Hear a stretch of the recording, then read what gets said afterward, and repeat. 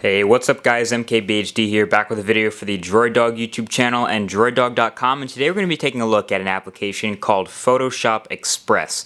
Now if you go to the Android market and you search for Photoshop, you're going to find two things. You're going to find Photoshop Express from Adobe, and Adobe also has Adobe Photoshop Touch. And Photoshop Express is a free application, while Photoshop Touch is a slightly more powerful, or much more powerful, $10 version of the application that I may take a look at later if you guys want. But right now we're looking at the free version, so without any further ado, let's go ahead and open it up.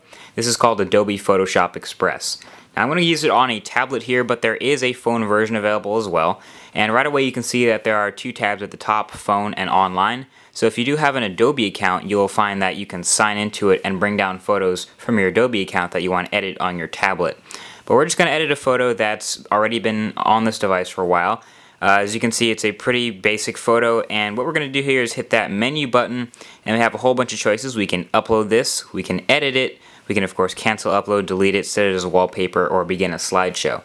So most people are looking to get this app to edit applications, so what we're going to go ahead and do is see what we can do to this app. Right away you have the option to rotate it, or I'm sorry, that's not rotate. You have the option to undo and redo changes you have done to the image, as well as canceling everything you've already done. And up here are all the controls for what you can change. So of course this looks like a crop button, and you can also straighten the image, so if you find that it's a little bit off center, you can rotate it a bit. I'm going to cancel that because I don't need to, but you can also crop it so we can adjust the borders here. We want to zoom in on just, say, this middle part of the image here. When we hit the check button down at the bottom corner, it'll go ahead and zoom in and see now we've cropped out the outer parts of the image. Also, we have this image. Now, I'm not a pro at this at all, but I'm just going to go ahead and go through. You can change saturation, for example, so we can make it a little bit more colorful by sliding to the right, or a little bit less freakishly colorful and sliding it all the way down till monochrome. So just by putting your hand on the picture somewhere, you can change that. So I'm going to leave it around 18. Looks a little interesting. I'll bring it down. 13. That looks pretty good.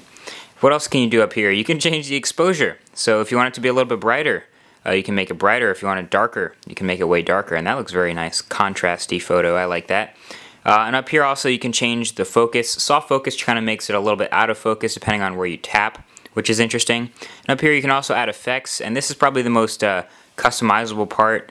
So if you want to change it to be that cool little iMovie kind of thing, or what is it called on OS X, you have a photo booth where you can change the way things look, and it'll go ahead and work on the effect. You can see there's a vignette blur now here, or if we want it to be all rainbow colored. I personally like the contrast mix vibrant. Go ahead and check it off there. And there you go, that can be our finished product. You can also add borders, like a nice little frame if you want, and it'll be darkened on the outer edges, and we can save this photo and upload it. I'll go ahead and hit save right there. It'll save the finished version of the photo we just created, and now there is the finished version. And as you can see here, it differs from the original zoomed out version. So there you go, this is Adobe Photoshop Express. If you want to check it out, it is free in the Android market.